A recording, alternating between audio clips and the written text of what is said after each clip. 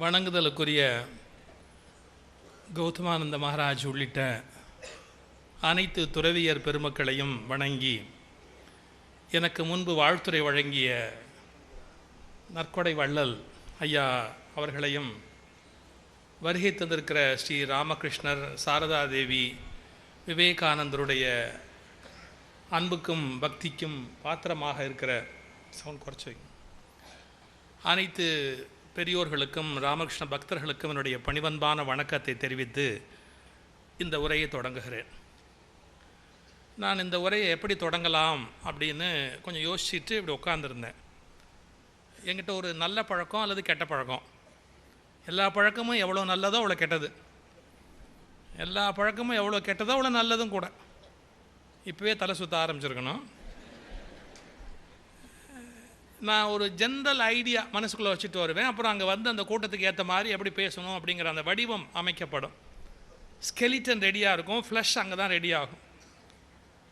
ஐயா அவர்கள் ஒரு பேசுகிற போது ஒரு கருத்து சொன்னார், அதுலேருந்து பிடிச்சா சரியாக இருக்கும்னு தோணுது.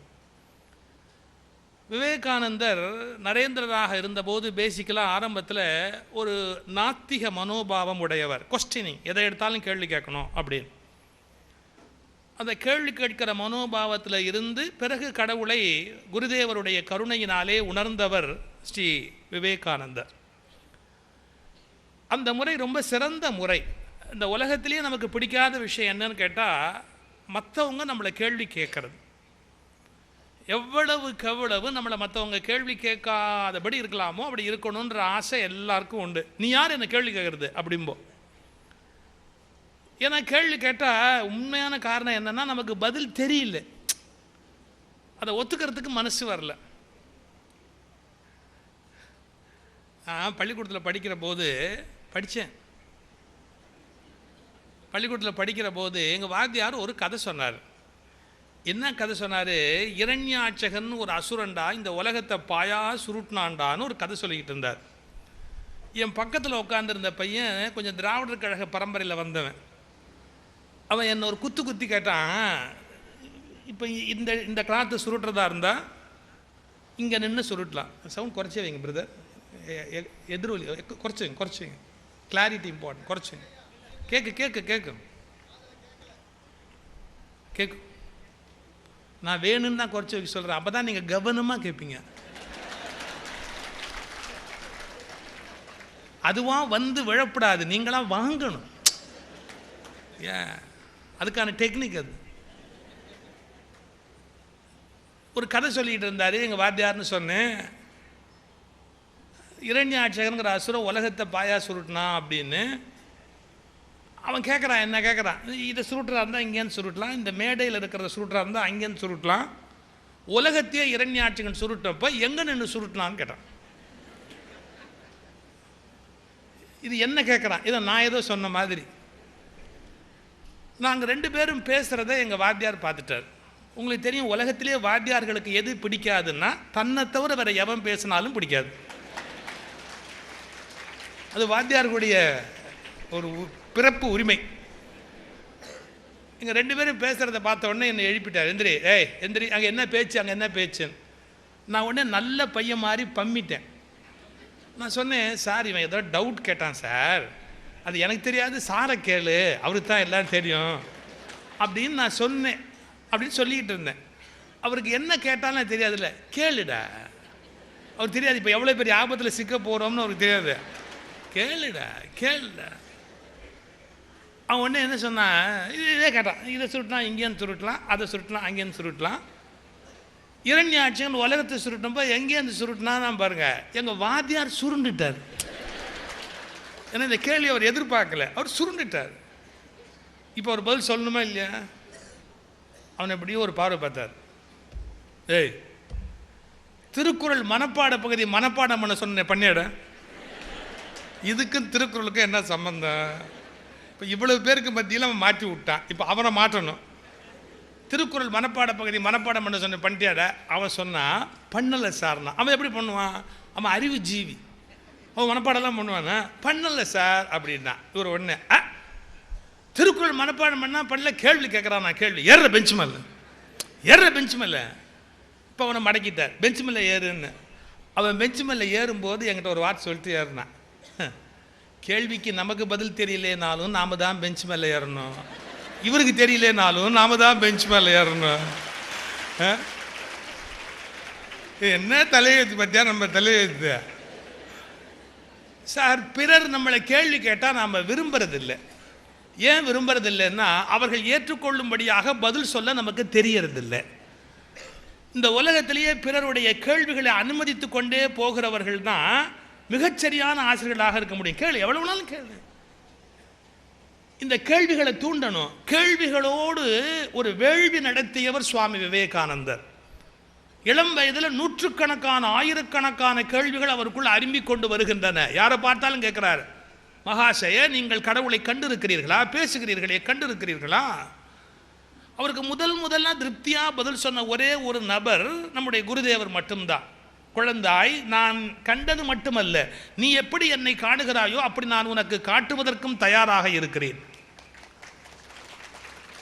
இந்த பதில் அவர் இது யார்கிட்டையும் பெறவே இல்லை. ஆனால் அந்த உள்ளுக்குள்ள இருந்த கேள்வி, கடவுள் உண்டா இல்லையா அப்படிங்கிற கேள்வி. நான் இந்த இடத்துல சுவாமி விவேகானந்தருடைய மனோநிலை இந்தியாவுக்கு வழிகாட்டி என்பதை சொல்லுவதற்காக சொல்லுகிறேன். நாத்திகன் என்று ஒருவன் தோன்றுவதோ கேள்வி கேட்பதோ தவறே அல்ல. ஏன் தெரியுமா? அவசரமாக, என் வார்த்தையை குறித்துக் கொள்ளுங்கள், அவசரமாக கடவுளை ஒப்புக்கொள்ளுகிற ஆத்திகனை விட நீண்டு நிதானமாக கேள்வி கேட்டு ஒப்புக்கொள்ளுகிற நாத்திகன் ஆழமாக கடவுளை ஒப்புக்கொள்ளுவான் என்பதை தயவு செய்து புரிந்து கொள்ளுங்கள். இந்த அவசரமா சாமியை ஒத்துக்கிறான் பாருங்க, அவன் ரொம்ப ஆபத்தான ஆள். ஏன்னா எவ்வளவு அவசரமா ஒத்துக்கிட்டானோ அவ்வளவு அவசரமா கை கழுவுவான். ஏன்னா ஏதோ இப்போதைக்கு சேர்த்துக்கிட்டான், உடனே அதை அப்படியே விட்டுட்டு அடுத்ததுக்கு போடுவான். இப்போ தந்தி வருது, அப்பாவுக்கு உடம்பு சரியில்லைன்னு தந்தி வருது, அதை அப்போ தான் தந்தின்னு ஒன்று வரும். இப்போல்லாம் எஸ்எம்எஸில் வருது, தந்தின்னு ஒன்று வரும். தந்தியில் அப்பாவுக்கு உடம்பு சரியில்லைன்னு டக்குன்னு மனசு ஒரு மாதிரி ஆகிப்போச்சு. ஐயோ அப்பாவுக்கு உடம்பு சரியில்லையே, இப்போ ஊரில் இருக்கிறாரு, கிராமத்தில் இருக்கிறாரு அப்படின்னு சொன்னான். அப்பா வெங்கடாஜலபதி எங்கள் அப்பாவை காப்பாற்று அப்படின்னா வேண்டிக்கிட்டான். வெங்கடாஜலபதி எங்கள் அப்பாவை காப்பாற்று. ஏன் வெங்கடாஜலபதியை வேணான்னா அலோபதி ஹோமியோபதி பார்த்து பிரயோஜனம் இல்லை, வெங்கடாஜலபதியாவது காப்பாற்றட்டுமேங்கிற ஐடியாவில் வெங்கடாஜலபதி எங்கள் அப்பாவை காப்பாற்று அப்படின்னா. பெருமாளும் காப்பாற்றுற ஐடியாவில் தான் இருந்தார். இவன் கேட்ட உடனே காப்பாற்றிடலாம் அப்படிங்கிற ஐடியாவில் தான் இருந்தார், பெருமாள் இருந்தார். நெக்ஸ்ட் மூமெண்ட் இன்னொருத்த அங்கேருந்து வந்தால் சமயபுரத்துக்கு போயிருந்தேன், இந்த உனக்கு விபூதி நான் பாருங்கள், ஆத்தா சமயபுரத்தாத்தா எங்கள் அப்பாவை காப்பாற்றுனா. இப்போ வெங்கடாஜலபதி டவுட் வந்துருச்சு, நாம் போய் காப்பாற்றுறதா சமயபுரத்தா வந்து காப்பாற்றுறதா, அல்லது இப்படி வரணும். வெங்கடாஜலபதி டாக்டராக போனால் சமயபுரத்தா நர்ஸாக போனால் தான் காப்பாற்ற முடியும் இல்லையா? இப்போ அவங்களுக்கே ப்ராப்ளத்தை உண்டு பண்ணிட்டேன் பாருங்க. ஒரு செகண்டு கடவுளை ஒப்புக்கொண்டு பூரணமாக சரணாகதி செய்தவன் மறு வினாடி வெங்கடாஜலபதிங்கன்னா சமயம் போகிறாங்கன்னா உடனே அப்பாவுக்கு ஃபோன் போட்டு அம்மாவுக்கு ஃபோன் போட்டு சொல்கிறான், அப்பாவை நல்ல டாக்டர்கிட்ட கொண்டு போய் காட்டு அப்படிங்கிறா. இவன் யாரை நம்பினா? நீங்கள் இறைவனை ஒப்புக்கொள்ளுகிற 100% விழுக்காடு மக்கள் இறைவனை பேருக்கு ஒப்புக்கொள்ளுகிறார்களே ஒழிய ஆத்மார்த்தமாக ஒப்புக்கொள்ளுகிறவர்கள் மிக குறைவு. இறைவனை ஆத்மார்த்தமாக உணர்ந்து விட்டவர்கள் ஒருபோதும் மாறமாட்டார்கள். என்கிட்ட ஒரு முறை ஒரு பத்திரிகையில் கேள்வி கேட்டா, உங்களுக்கு கடவுள் நம்பிக்கை உண்டா அப்படின்னு கேள்வி கேட்டா. என்னுடைய பதில், எனக்கு கடவுள் நம்பிக்கை இல்லை. அப்ப கடவுள் நம்பிக்கை இல்லையானா ஆம், நான் கடவுளை நம்புகிற அளவுக்கு முட்டாள் அல்ல, கடவுளை புரிந்து கொள்வதில் ஆர்வம் காட்டுகிறேனே ஒழிய நம்புகிற அளவுக்கு நான் பலவீனமாக இருக்க விரும்பவில்லை. ஏனென்றால் நம்புகிறவன் என்றைக்காவது ஒரு நாள் அவநம்பிக்கையில் போய் விழுவான். புரிந்து கொண்டவன் என்றைக்குமே அவநம்பிக்கையில் போக மாட்டார். இந்த உலகத்தில் கடவுளை புரிந்து கொள்ள வேண்டும், உணர்ந்து கொள்ள வேண்டும் என்று விவேகானந்தர் தவித்தார். நம்புவதற்கு அவர் தயாராக இல்லை. அதனால அவர் 1000 கேள்வி கேட்கிறார். அவசரமா கடவுளை ஒத்துக்கிறவன் ஏன் ஆபத்தானவன் கேட்டா, பெருசா ஏதோ தப்பு பண்ண போறான்னு அர்த்தம். அவசரமா கடவுளை ஒத்துக்கிறவன் பெருசா தப்பு பண்ண போறான். அந்த பெருசா தப்பு பண்றதுக்கு ஒரு கடவுள்ங்கிற பாதுகாப்பு வேண்டி இருக்கு. நான் இப்படி பேசுறது தப்பா நினைக்காதீங்க. 100% பேருக்கு கடவுள் பற்றிய அறிவு வெறும் இரவல் அறிவு, தகவல் அறிவு, சொந்த அனுபவம் இல்லை. கடவுளை பற்றிய ஓன் எக்ஸ்பீரியன்ஸ் அப்படிங்கிறது இல்லை, அது வெறும் தகவல் அறிவு. யாரோ சொன்னதை, யார்கிட்டயோ சொன்னதை அப்படியே புத்தகத்திலேருந்து கேட்டு எங்கேயோ டேப்பில் கேட்டு யாரோ சொன்னதை கேட்டு வைத்திருக்கிற இரவல் அறிவே ஒழிய அது அனுபவ அறிவு அல்ல. ஒன்று தெரிந்து கொள்ளுங்கள், இரவல் அறிவு ஒருபோதும் ஞானம் பெறுவதற்கு துணை நிற்காது. சொந்த அறிவு தான் ஞானம் பெறுவதற்கு துணை நிற்க முடியும். குருதேவர் ஒரு உதாரணம் சொல்லுகிறார். ஒரு கிளி வளர்க்குறான் ஒருத்தன். அந்த கிளிக்கு ராம ராம ராம ராம ராமன் கற்றுக் கொடுத்தான். அது ராம ராம ராமன் சொல்லிச்சு. அதை விட பக்தியான கிளி இந்த உலகத்தை இருக்க முடியுமா? பாகவத கிளி உலகத்தை இருக்க முடியுமா? ஏன்னா ராமநாமத்தை சொல்லிக்கிட்டு இருக்கு பாருங்க, எவ்வளோ அருமையாக சொல்லுது அந்த கிளி அப்படின்னு அந்த கிளியை எல்லாம் பாராட்டிக்கிட்டு இருந்தான். அவ்வளவு ராமநாமம் சொல்லிக்கிட்டே இருந்த கிளி பூனை ஒடியாந்து ஒரு நாள் கழுத்தை கவிச்சு கீச்சு கீச்சுன்னு தான் கத்துச்சே ஒழிய ராமராமன்னு கத்தலை. அப்ப இவ்வளவு நாள் ராமநாமத்தை சொல்லிக் கொண்டிருந்த கிளிக்கு உயிர் பிரிகிற வேளை ராமநாமம் சொல்ல வேண்டும் என்பது வரவில்லை. ஏனென்றால் கிளிக்கு சொல்லிக் கொடுக்கப்பட்ட இரவல் அறிவு. ஆனால் காந்தியை போன்றவர்களுக்கு சொந்த அறிவானதால் தான் சுடுகிற போதும் ராம என்ற ராமநாமத்தை சொல்ல வேண்டும் என்று தோன்றியது. அது சொல்லிக் கொடுக்கப்பட்ட அறிவு அல்ல. சொல்லிக் கொடுக்கப்பட்ட கடவுளை பற்றிய இரவல் அறிவு என்றைக்கும் துணை நிற்காது. அனுபவத்தால் கண்டறிகிற கடவுளை பற்றிய அனுபவம் என்றைக்கும் நிலை நிற்கும். நான் என்ன சொல்லட்டுமா, கணக்கு பாடம் படிக்கிற போது பள்ளிக்கூடத்தில் கணக்கு இந்த முன்பக்கம் கொடுத்துருப்பாங்க. புத்தகத்தினுடைய முன்பக்கத்தில் கணக்கு இருக்கும், பின்பக்கத்தில் விடை இருக்கும், கடைசி பகுதியில் விடை இருக்கும். இப்போ எங்கள் வாத்தியார் சொல்கிறார் கணக்கு போடுறா அப்படின்னு சொல்கிறாரு, இந்த கணக்கை போட்டு வாங்க அப்படின்னு ஹோம்ஒர்க் கொடுக்குறாரு. இப்போ ஒரு பையன் பண்ணுறான்னு வச்சுங்க, என்னென்னா விறுவிறுன்னு அவன் பாட்டுக்கு கணக்கெல்லாம் விறுவிறு எதோ எழுதிட்டு விடை சரியாக இருந்தால், ஏன்னா வாத்தியார் முழுக்க திருத்த போகிறதில்லை, முடியாது. அவர் என்ன பண்ணுவார், ஒரே ஒரு வாத்தியார் பேப்பர் கொடுத்த போது 0 போட்டிருந்தார். ஒரு பையன் கேட்டான், என்ன சார் இந்த கேள்விக்கு மார்க்கே போடலையேன்னா, எப்படிடா போடுறது, நீ தப்பால எழுதியிருக்கிற. சார் நீங்கள் படிச்சுட்டு திட்டுவீங்களா சார்னா, நீங்கள் படிச்சுட்டு திட்டுவீங்களா சார்ன்றான். அப்போ எவ்வளோ ஆச்சரியத்தில் இருக்கான் பாருங்க. இந்த விடை சரியாக எழுதிட்டா பல பேர் அப்படியே டிக் போட்டு மார்க் போட்டு போயிட்டே இருப்பாங்க. விடை சரியாக இருக்குன்னு அப்படியே மார்க் போட்டுருவாங்க. இந்த பையன் என்ன பண்ணுறான், பின்பக்கம் திருப்பி விடையை பார்த்தான், விடையை எழுதிட்டான், எழுதி பேப்பரை கொடுத்துட்டான். வாத்தியார் 2க்கு 2 மார்க் போட்டார். இவன் என்னைக்காவது கணக்கு கற்றுக்குவானா? கணக்கு போட்டு விடை தவறாக கண்டுபிடித்தவன் கூட என்றைக்காவது சரியாக முறையில் கணக்கு போட கற்றுக்கொள்வார். கணக்கு போட்டு விடையை பார்த்து காப்பி அடித்து விடையை எழுதியவன் என்றைக்குமே கணக்கு போட கற்றுக்கொள்ள மாட்டார். கடவுள் பற்றிய கேள்விக்கும் பல பேர் காப்பி அடித்து விடை எழுதினார்கள். விவேகானந்தர் மட்டுமே கணக்கை போட்டு பார்த்து விடை எழுத வேண்டும் என்று தானே அந்த கணக்கை போட்டு பார்க்க வேண்டும் என்று ஆசைப்பட்டார். ஒருவேளை தானே போட்டு பார்க்கிறவர்களுக்கு கணக்கின் விடை தவறாக வந்தாலும் எந்த ஜென்மத்திலாவது திருத்திக் கொள்வார்கள். ஆனால் காப்பி அடித்தவர்கள் எந்த ஜென்மத்திலும் திருத்திக் கொள்ளவே மாட்டார்கள். யோசிக்கணுமா இல்லையா? நான் பியூசி சயின்ஸ் படிக்க போனாங்க, தேவையே இல்லாத வேலை எனக்கு. எஸ்எஸ்எல்சி வரைக்கும் வேற படிச்சுட்டு பியூசியில் கொண்டு போய் சயின்ஸ் குரூப்பில் போட்டாங்க. அது எவனோ என் ஃப்ரெண்ட்ஸ் எல்லாம் படித்தான்னு போனேன், நமக்கு அது சம்மந்தமே இல்லை. ஃபிசிக்ஸ் லேபில் என்னத்தையும் ஒன்று கொடுத்து ஒரு டெஸ்ட் பண்ண சொன்னான், கெமிஸ்ட்ரி லேபில் கொடுத்துட்டு என்னத்தையும் ஒன்று டெஸ்ட் பண்ணிவிட்டு அதோடைய ரிசல்ட் எவ்வளவுன்னா 7.6 என்னமோ ஒன்று வரணும். அந்த சால்ட்டோட அந்த கணக்கு ஒன்று, அது எனக்கு ஒன்றுமே வரல. அப்போது அந்த சமயத்தில் ஒன்றுமே புரியல. நான் இவனை கேட்டேன், நீ என்னடா போட்டிருக்கிற அப்படின்னு. இவன் 7.8ன்னு போட்டிருந்தான். இவன் 7.4ன்னு போட்டிருந்தான். நான் சும்மா குத்து மதிப்பாக இருக்கட்டுமே 7.6ன்னு போட்டேன். ஏன்னா இவன் 8, அவன் 6, அவன் 4, அப்போ நம்ம 2க்கு நடுவில் ஒரு 6ன்னு போட்டேன், நடுநிலைமையோடு இருந்ததா இருக்குமே அப்படின்னு நான் மட்டும் 7.6ன்னு போட்டு கொடுத்துட்டேன்.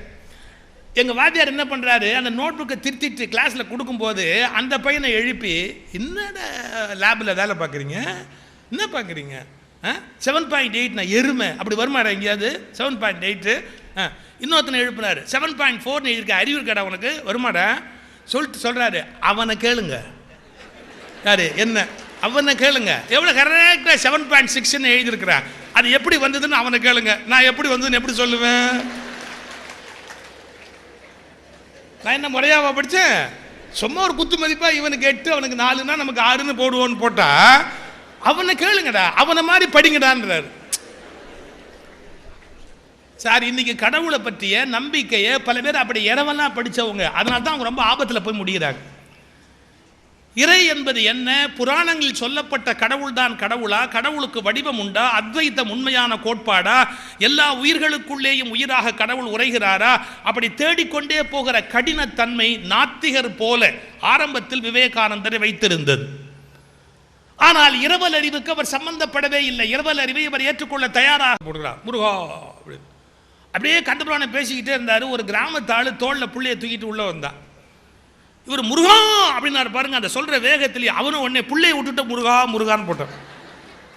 அப்புறம் அந்த புள்ளை வந்து தலையை பிடிச்சிக்கிட்டு ஒரு மாதிரியா அதுவும் முருகா முருகான்னு கத்துச்சு. இதெல்லாம் பார்த்துக்கிட்டு இருக்கிறேன் ட்ராமா. கதை சொல்லிக்கிட்டே இருந்தவர் நல்ல எமோஷனலாக கதை சொல்லிக்கிட்டே வந்தவர் என்ன பண்ணார், சூரபன்மனை பற்றி ஆரம்பித்தார் கந்தபுராணத்தில். சூரபன்மன் அப்படின்னாரு பாருங்க. யாரும் எதிர்பார்க்காத வேலையை அந்த கிராமத்தால் பண்ணிட்டான். என்ன சூரா அப்படின்னு கணத்தில் போட்டான்.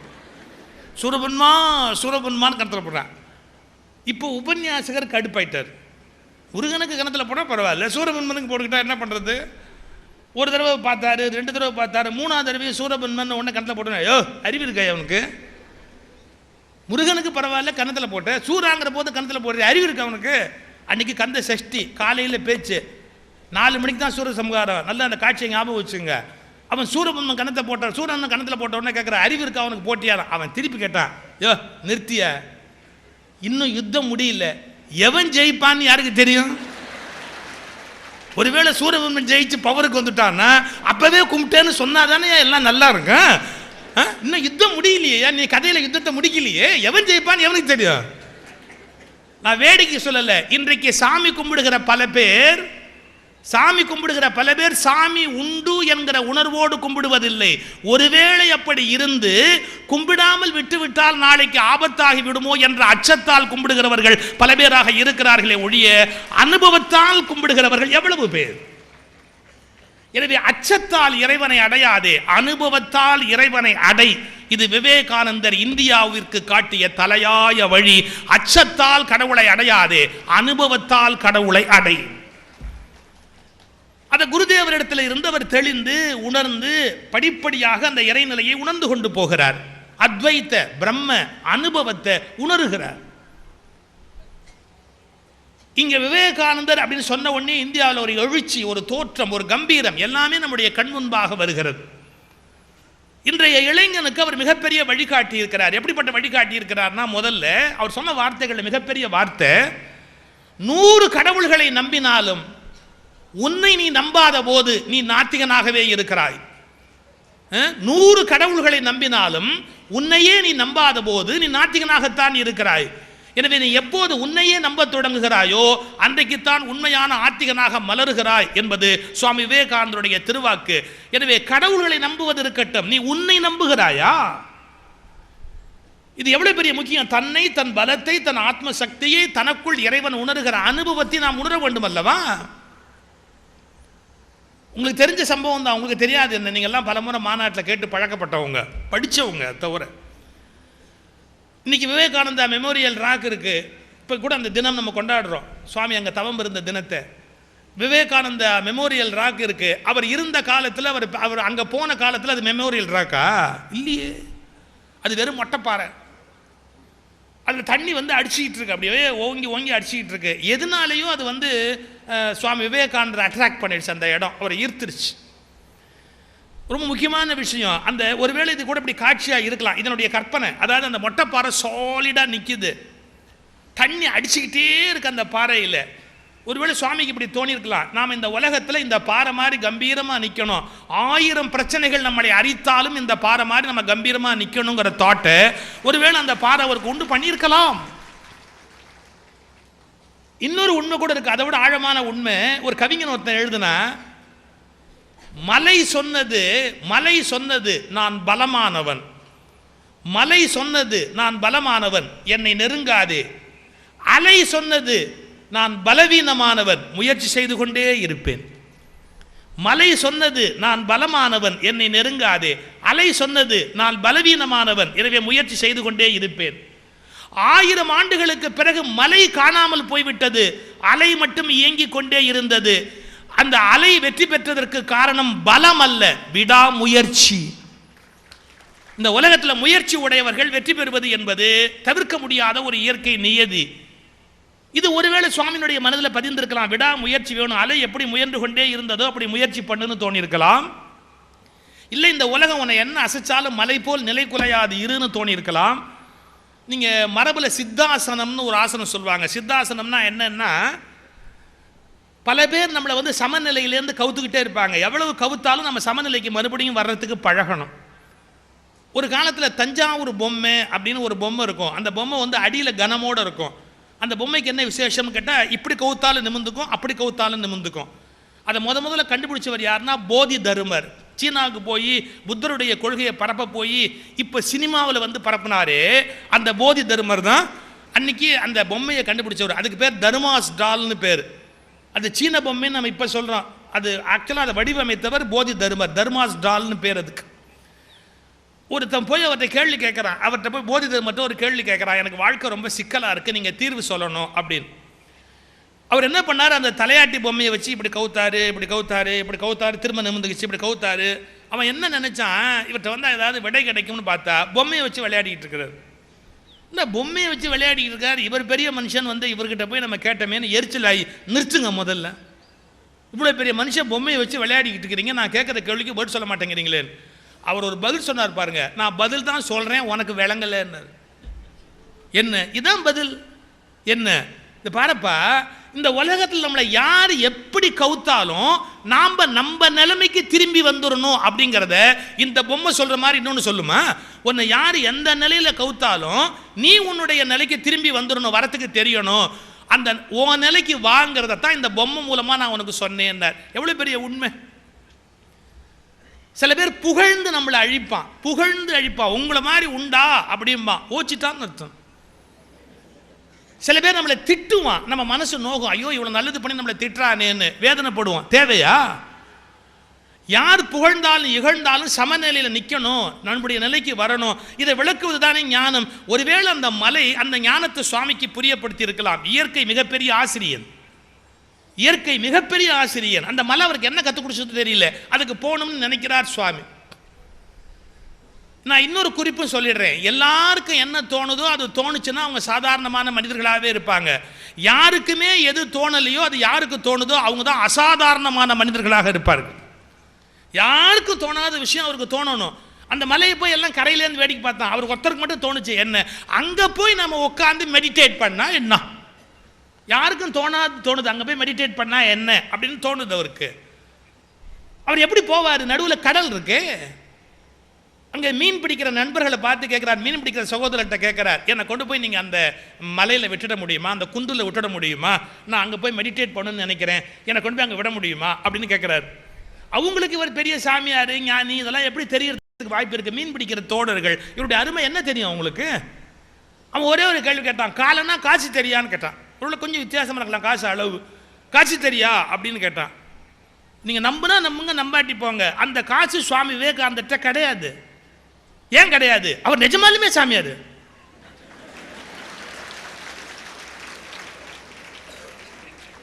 சில ஆசிரமத்தை சோதனை பட்டா 1500 கோடி 2000 கோடி எல்லாம் கிடைக்குது. கோடி மட்டுமா கிடைக்குது, ஒரு லேடியும் கிடைக்குது.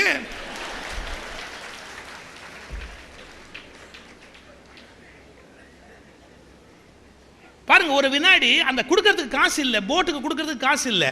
ஆனா கொடுக்க காசு இல்லையே ஒழிய அவங்ககிட்ட கெஞ்சற கோழத்தனம் இல்லை. நீ எப்படியாவது என்னை கொண்டு போய் விட்டுவிடு அப்படின்னு கெஞ்சற இயல்பு இல்லை. ஒரு சிரிப்பு சிரிச்சார், சிரிச்சுட்டு யாரும் எதிர்பார்க்காத விஷயம் அப்படியே தண்ணிக்குள்ளே குதிச்சாரு, நீந்தினாரு, ஈரம் சொட்ட போய் உட்காந்து அந்த மெடிடேஷனை தொடங்கினாரு. இப்போ என்ன புரிஞ்சுக்கணும், நம்ம விவேகானந்தர் இந்தியாவுக்கு காட்டிய வழி என்பது என்ன புரிஞ்சுக்கணும்? இந்த இடத்துல இருந்து இங்கே வந்திருக்கிற எல்லாருக்குமே ஒரு இயல்பு உண்டு. நமக்கு இவங்க உதவி பண்ணினா என்ன அப்படின்னு யாரையோ ஒருத்தரை மனசில் வச்சுருப்போம். பல பேர் சொல்லியிருப்பான், என்ன எங்கள் பெரியப்பா எங்கள் ஜாதியில் பெரிய ஆள், அவர் மனசு வச்சா எனக்கு ஒரு தொழில் தொடங்கி கொடுக்கலாம், எங்கள் மாமா மந்திரியாக இருக்கார், அவர் எனக்கு எங்கேயாவது வேலை வாங்கி கொடுக்கலாம், அப்படி பல விஷயம் இருக்குது இல்லையா? எத்தனை பேர் மனசில் ஐடியாவோடு இருப்பீங்க. ஒன்றும் இல்லாட்டி சில பேர் பொண்டாட்டி பார்த்து சொல்லுவான், என்ன சொல்லுவான் தெரியுங்களா, உங்கள் அப்பா மட்டும் எனக்கு ஒரு 1 கோடி ரூபாய் கொடுத்துருந்தான்னு வச்சுக்க, உங்கள் அப்பா மட்டும் ஒரு 1 கோடி ரூபாய் கொடுத்துருந்தான். அந்த அம்மா ஒரு சிரிப்பு சிரிக்கும். ஏன் சிரிக்கிறார்? பொண்ணு கொடுத்ததே பெருசு, உனக்கு 1 கோடி ரூபாய் கொடுப்பாங்களா? உன் முகத்தை போய் கண்ணாடியில் பாரு, என்ன கொடுத்தது பெருசு, உனக்கு இன்னும் 1 கோடி ரூபாய் கொடுப்பாங்களா? 1 கோடி கொடுத்தா நான் எங்கேயோ இருப்பேன். எங்கே இருப்பேன்? நீ உள்ளே இருப்பேன். இவன் சொல்லுவான் மனைவி கிட்ட, எனக்கு 1 கோடி ரூபாய் கொடுத்தேன்னா நான் எங்கேயோ இருப்பேன். உங்கள் அப்பா கொடுக்க மாட்டேன்ட்டான். உங்கள் அப்பா கொடுக்க மாட்டேன்ட்டான். நான் கேட்குறேன், எது கொடுக்கணும்? இந்த உலகத்தில் இளைஞர்கள் பெரியவர்கள் எல்லார் மனசுலையும் என்ன தெரியுமா எண்ணம்? எனக்கு நீ உதவக்கூடாதா, எனக்கு நீ உதவக்கூடாதா, எனக்கு நீ உதவக்கூடாதா? இந்த எண்ணம் எல்லாருக்கும் உண்டு. நல்ல கவனிங்க, இந்த எண்ணம் நரேந்திரருக்கும் இருந்தது. என்ன, இவங்க உதவி என்னை கொண்டு போய் அங்கே விடக்கூடாதா, என்னை கொண்டு போய் விடக்கூடாதா, இந்த எண்ணம் நரேந்திரருக்கும் இருந்தது. ஆனால் அவங்க உதவலை. இப்போ நம்ம புரிஞ்சுக்கணும், நாமளும் ஒன்று எதிர்பார்க்குறோம், நமக்கு யாரும் உதவலை, என்ன பண்ணணும்? இப்போ புரிஞ்சுக்கோங்க, நாம் எதிர்பார்த்தபடி சமூகம் நமக்கு உதவவில்லை என்றாலும் எவன் தான் நினைத்ததை சாதித்து காட்டுகிறானோ அவன்தான் ஒப்பற்ற தலைவனாக முடியும் என்று நிரூபித்தவர் சுவாமி விவேகானந்தர். அவர் வழி வந்த சித்வானந்த சுவாமியை பற்றி பெருமையாக சொல்லுவாங்க. என்னத்துக்கு ஒரு காலேஜ் எல்லாம் தொடங்கிக்கிட்டு பெரிய பிரச்சனை சிக்கல்லாம் வருமே. அவர் சொல்லுவார், எனக்கு காலேஜை திறக்கவும் தெரியும், அவசியம்னா மூடுறதுக்கும் தைரியம் உண்டு போகும். எப்படி திறக்கிறதுக்கு தைரியம் வேணுமோ அப்படி அவசியம்னா மூடுறதுக்கு எனக்கு தைரியம் உண்டு. அப்படி இருக்கிறவங்க தானே தலைவராக முடியும். அந்த துணிச்சல், தான் என்ன நினைக்கிறோமோ அந்த நினைக்கிற காரியத்தை செய்து காட்ட வேண்டும் என்ற எண்ணம் விவேகானந்தர் நமக்கு கற்றுக் கொடுத்த உன்னதமான வழி. அது ஒரு முக்கியமான வழி. நீங்கள் விவேகானந்தர் அவங்க அம்மா உருவாக்குறா, இந்த வரலாறு தான் உங்களுக்கு தெரிஞ்சது தான். ஆனால் பெண்கள் தெரிந்து கொள்ள வேண்டிய விஷயம், எப்படி அந்த தாய் உருவாக்கினாள் அப்படி. இன்றைக்கி ரொம்ப பெரிய விஷயமே என்னென்னு கேட்டிங்கன்னா, ஒரு குழந்தை ஒரு உணர்வோடு வளர்கிற போது அது என்ன உணர்வோடு வளர்கிறதோ அந்த உணர்வோடு உருவாக்க வேண்டிய கடமை அந்த தாய்க்கு இருக்குது. இன்றைக்கி மோஸ்ட் ஆஃப் த லேடிஸ் மிகப்பெரிய அளவில் பார்த்தீங்கன்னு சொன்னால் என்னன்னு கேட்டால், அவங்க நினச்சபடி பிள்ளையை உருவாக்க விரும்புகிறாங்களே ஒழிய பிள்ளைகள் உருவாக நினைக்கிறபடி உருவாக்க தயாராக இல்லை. இந்த வித்தியாசத்தை புரிஞ்சுக்கணும். இன்னும் சில பெண்களுக்கு ஒரு பெரிய சிக்கல் எப்படின்னா, சாயங்காலம் 6லேருந்து 9 மணி வரைக்கும் பிள்ளைகளை பார்க்கவே நேரம் இல்லை. சாயங்காலம் 6லேருந்து 9 வரையிலும் பிள்ளைங்களை பார்க்கவே நேரம் இல்லை. நல்ல வேளை இந்த கரண்ட்டு கட்டுன்னு ஒன்று வந்ததோ பல குடும்பங்களில் புருஷன் பொண்டாட்டி உட்காந்தாவது பேசுகிறாங்க. இப்போ தான் பல குடும்பங்களாகவே இருக்கு. மொட்டை மாடியில் போய் உட்காந்து சாப்பிட்றான், கரண்ட்டு இல்லை, அவன் மாடியிலேயாவது உட்காந்து சாப்பிட்டாவிடும் இல்லையா. எல்லாம் பொண்டாட்டி பிள்ளை எல்லாம் ஒன்றா உட்காந்து பேசுகிறான். அதுக்காவது 18 மணி நேரம் கட் பண்ணால் கூட தப்பு இல்லைன்னு தோணுது. பொண்டாட்டி பிள்ளை எல்லாம் பிரியமாக ஒருத்தர் பேசி பாருங்களேன், எல்லாம் மாறி போச்சு. சீக்கிரமாக எந்திரிக்கிறான், அந்த மாதிரி சொல்கிற சீக்கிரம் சாப்பிடு, ஏன்னா கரண்ட் போய்ட்டு அப்புறம் மிக்சியில் சட்னி அரைக்க முடியாது அப்படிங்கிறா. ஸோ கரெக்டாக சாப்பிட்றான். குடும்பம்லாம் எவ்வளவோ முன்னேறி இருக்கு. இப்போ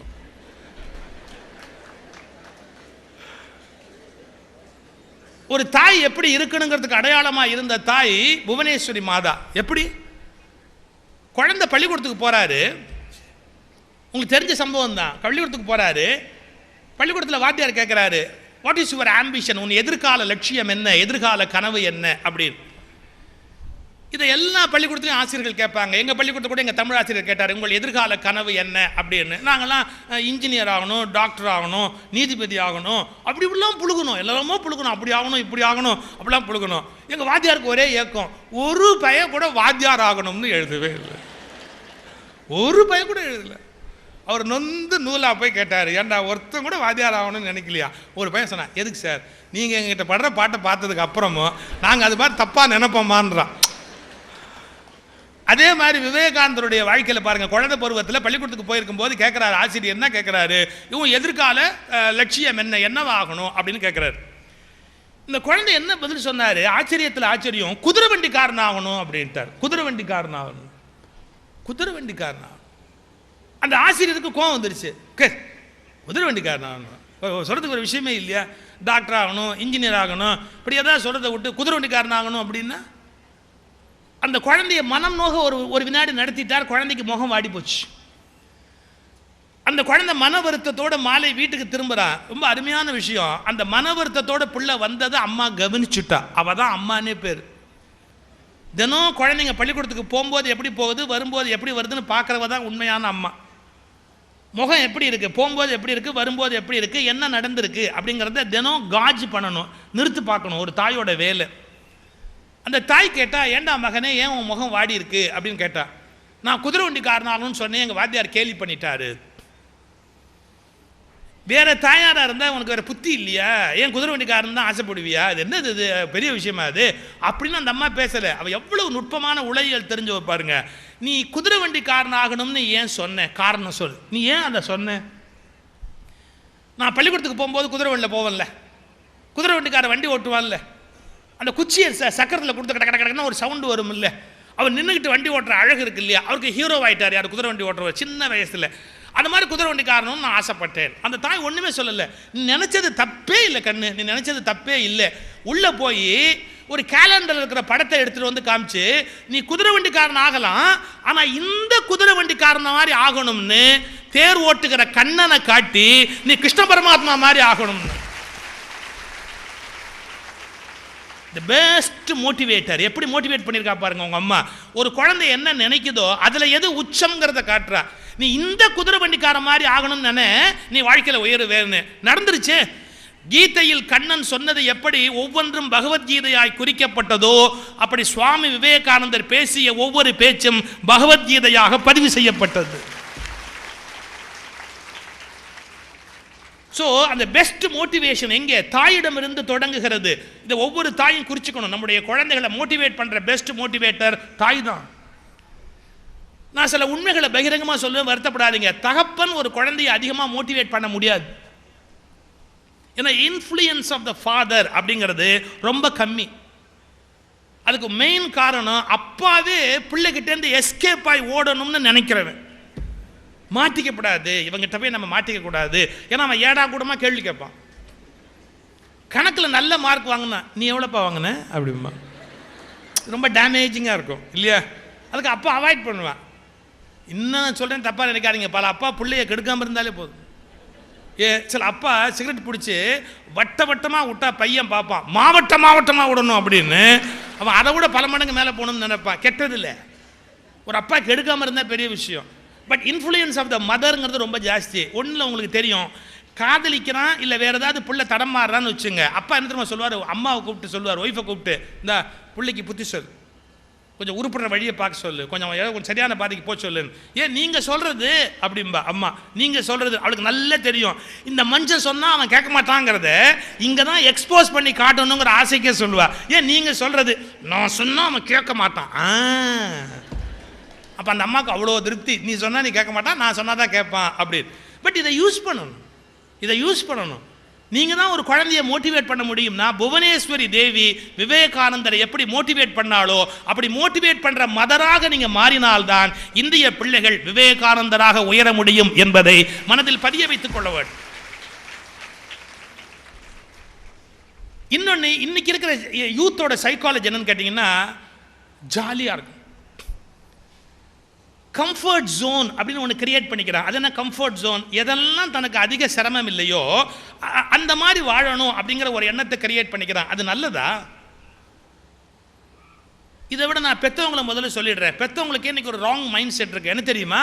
நீங்கள் எல்லாம் ஒரு வார்த்தை சொல்வீங்க குழந்தைய வளர்க்கும் போது, நான் பட்ட கஷ்டம் என் புள்ள படக்கூடாது, நான் பட்ட கஷ்டம் என் புள்ள படக்கூடாது. அவன் கேட்கறதுக்கு முன்னாடி எல்லாத்தையும் வாங்கி கொடுக்கணும், அவனுக்கு சௌரியமாக வச்சுருக்கணும், அவனை ரொம்ப சந்தோஷமாக வச்சுருக்கணும். இந்த மைண்ட் செட் இல்லாத அப்பா அம்மா யாராவது இருக்கிறோமா? நாம் பட்ட கஷ்டம் என் பிள்ளை படக்கூடாது. இன்னைக்கு தெரிஞ்சுக்கங்க, நாம் கஷ்டப்பட்டதால தான் உருப்பிட்டோம். நம்ம பிள்ளைகளும் கஷ்டப்பட்டாதான் உருப்பிட முடியுமே ஒழிய நீங்கள் சௌக்கியமாக வளர்த்தா உருப்பிட முடியாது. ஸோ பிள்ளைங்களுக்கு கஷ்டம்னா என்னன்னு தெரியணும். சிரமம் நான் சொல்லட்டுமா, கஷ்டத்தை விட சிறந்த ஆசிரியன் உலகத்தில் வேறு யாரும் கிடைக்க முடியாது. சிரமங்கள் தான் மிகச்சிறந்த ஆசிரியர். சௌகரியங்கள் மோசமான நண்பன், சௌகரியங்கள் மோசமான நண்பன், கஷ்டம் தான் மிகச்சிறந்த ஆசிரியன். ஒரு குழந்தைய சௌக்கியமா வளர்க்க வளர்க்க வளர்க்க வளர்க்க சோம்பேறியா போயிடுவான். கஷ்டத்தில் நல்லா போட்டு வளர்த்தோம்னா பெரிய ஆளா வருவான். அம்மா, நான் சயின்ஸில் படித்தேன், ஒட்டக சிவிங்கி இருக்கு இல்லையா, ஒட்டக சிவிங்கி அவ்வளோ ஒசரத்துலேருந்து குட்டி போடும். ஒட்டக சிவிங்கிக்கு நின்றுக்கிட்டே குட்டி போடுற இயல்பு. எவ்வளோ ஒசரம் அது. குட்டி என்ன ஆகும்? கீழே விழுந்தா மேலேருந்து. காட்டில் குட்டி போட்ட உடனே குட்டி மயக்கமாயிடும். அவ்வளோ ஒசரத்துலேருந்து கீழே விழுந்த உடனே அந்த பிஞ்சு அந்த குட்டி இருக்கு இல்லையா, அப்படியே மயக்கமாயிடும். காட்டில் இருக்கிற புலி, சிங்கம் இதெல்லாம் அந்த குழந்தை வாசனத்துக்கு, குட்டியோட வாசனைக்கு புது மாம்சம், பச்சை மாம்சம், அந்த வாசனைக்கு தேடிக்கிட்டு வரும். இப்போ தாய் ஒட்டக சிவிங்கிக்கு நாய் மாதிரி கவ்விக்கிட்டு போகிற சக்தியெல்லாம் கிடையாது, பல்லெல்லாம் அந்த அமைப்பு கிடையாது, குட்டியை கவ்விக்கிட்டு ஓட முடியாது. என்ன பண்ணுறது? அந்த குட்டியை எழுப்பி கூட்டிகிட்டு போனோம், அந்த இடத்த விட்டு கூட்டிகிட்டு போனோம். அந்த தாய் ஒட்டக சிவிங்கி என்ன பண்ணுமா, இதில் எழுதுறான், ஜுவாலஜியில் எழுதுறான், அந்த பின்னங்காலால் அந்த குட்டியை எட்டி உதைக்கும். பின்னங்காலால் குட்டியை எட்டி உதைக்கும். வலி தாங்காம குட்டி எந்திரிச்சு ஓட ஆரம்பிக்கும். இப்ப தாய் நல்லது பண்ணுச்சா கெடுதல் பண்ணுச்சா? காட்டில் ஓட தெரிந்த மிருகம்தான் உயிரோடு இருக்க முடியும் என்பதால் உதைத்ததன் மூலம் தாய் செய்த நன்மையை வேறு எந்த தாயும் செய்திருக்க முடியாது. அது உதைச்சது, வலி தாங்காம குட்டி ஓட ஆரம்பிச்சது, உயிரோடு இருக்கிற கலையை கத்துக்குச்சு. அதுக்காக உங்க பிள்ளைங்களை அடிங்கன்னு நான் யோசனை சொல்றேன்னு நினைக்காதீங்க, அப்புறம் அதுங்க என்ன வெறுத்துரும். அதாவது கடினம்னா என்ன, கஷ்டம்னா என்ன, வறுமைனா என்ன, துன்பம்னா என்ன அப்படிங்கிறத பற்றி தெரியணும். இந்த விவேகானந்தரை பற்றி விவேகானந்தர் அப்படிங்கிற புத்தகத்தில் ஒரு இடத்துல எழுதுறார், சுவாமி பேச்சில் வருது, பணம் இல்லாததால் மடத்தையே மூடிவிடலாம் என்று கூட நான் நினைத்தது உண்டு. பணம் இல்லாததால் மடத்தையே மூடிவிடலாம் என்று கூட நான் நினைத்தது உண்டு. இன்னொரு சந்தர்ப்பத்தில் சென்னைக்கு வருகிறார். சீர்திருத்தவாதிகள் அவரை கஷ்டப்படுத்துகிற போது இந்த சொசைட்டிகளில் சிலர் தங்களோடு சேர்ந்து கொள்ளுமாறு என்னை பயமுறுத்துகிறார்களோ என்று தோன்றுகிறது. இது ஒரு விபரீத முயற்சி. அப்ப சொல்றார் பாருங்க, 14 வருடங்கள் பட்டினியை நேருக்கு நேராக சந்தித்த ஒருவனை, 14 வருடங்கள் பட்டினியை நேருக்கு நேராக சந்தித்த ஒருவனை, அடுத்த வேளைக்கான உணவும் படுக்க இடமும் எங்கே கிடைக்கும் என்று தெரியாத ஒருவனை அவ்வளவு சுலபமாக பயமுறுத்திவிட முடியாது. இந்த வார்த்தை தான் முக்கியம். அடுத்த வேளை உணவுக்கு வழி என்னன்னு தெரியாம 14 வருஷம் வளர்ந்ததால என்னை யாரும் பயமுறுத்தி விட முடியாது. ஏன் ஒரு துறவியா வெளியில புறப்படுறாரு, அவர் சொன்ன மாதிரி சாப்பாட்டுக்கு கஷ்டம் தானே, எத்தனை மானவமானம், எவ்வளவு சிக்கல், எவ்வளவு சிரமங்கள், படுக்கிறதுக்கு போத்துறதுக்கு இடம் கிடையாது, உடுத்துறதுக்கு துணி கிடையாது. நாம் எல்லாம் விவேகானந்தரை கோட்டில் பெருமையாக பார்க்குறோம், அப்படி கம்பீரமாக விவேகானந்தர் நிற்கிறாருன்னு. ஆனால் அந்த ஒரே ஒரு கோட்டை வாங்குறதுக்கு அவர் என்ன பாடுபட்டார்னு படித்து பார்த்தா தான் தெரியும். என் கோட் துவைத்து துவைத்து துவைத்து நலிந்தும் கிழிந்தும் போய்விட்டது, இன்னொரு கோட் வாங்க வேண்டும், என்ன செய்வது என்று தெரியவில்லை. இன்னைக்கு மிகப்பெரிய அளவில் ராமகிருஷ்ண நிறுவனம் வளர்ந்திருக்கலாம். ஆனால் சுவாமி அதை உருவாக்கிய போது அவர் பட்ட வேதனையும் அவர் பட்ட கஷ்டமும் என்ன கொஞ்சமா நஞ்சமா? இன்றைக்கு பக்தர்கள் மகாநாட்டுக்கு வருகிறவர்களுக்கு கூட சௌகரியமாக உணவு கிடைக்கிறது. அன்றைக்கு அவருடைய ராமகிருஷ்ணரின் சீடர்களுக்கு கூட காய்ந்த சப்பாத்திகள் ரத்தம் வரக்கூடிய வகையில் தான் கிடைத்தனவே ஒழிய நல்ல உணவு கிடைக்கவில்லை என்பதை ஒரு வினாடி நாம் நினைத்து பார்க்க வேண்டும். ஒன்றை புரிந்து கொள்ளுங்கள், அந்த கஷ்டங்கள் தான் அவர்களை கடவுள்களாக ஆக்கின. சௌகரியங்கள் நம்மை சாத்தானாக்கும், சௌகரியங்கள் நம்மை சாத்தானாக்கும், கஷ்டங்கள் தான் நம்மை கடவுளாக்கும். சிரமத்துக்கு அவ்வளவு பெரிய வலிமை இருக்கு. ஏன் அந்த கஷ்டப்படும் போது என்ன ஆகும்? வைராக்கியம் ஜாஸ்தியாகும். அதை சுவாமி சொல்றாரு, என்ன எவ்வளவு கஷ்டம் வந்தாலும் நாங்கள் அசரவே இல்லை, நாங்கள் ஒரே வெறியோடு இருந்தோம். நாங்களே எங்கள் குருபாயிகளும் ஒரே வெறியோடு இருந்தோம். ராமகிருஷ்ணரின் செய்தியை எல்லோரிடத்திலும் கொண்டு செல்வது என்கிற உறுதியில் நாங்கள் இருந்தோம். ஒரே ஒருவர் எங்களுக்கு ஆதரவாக இருந்தார். யாரு? எங்கள் குருநாதருடைய மனைவி எங்களுக்கு ஆதரவாக இருந்தார். ஆனால் துரதிர்ஷ்டம், அவர் எங்களை விட ஏழையாக இருந்தார். அவர் எங்களை விட ஏழையாக இருந்தார். அப்ப அவ்வளவு கஷ்டத்துக்கு மத்தியில தான் அந்த ராமகிருஷ்ண மடம் உருவாகி மேலே வருகிறது. கொஞ்சம் யோசிச்சு பாருங்க.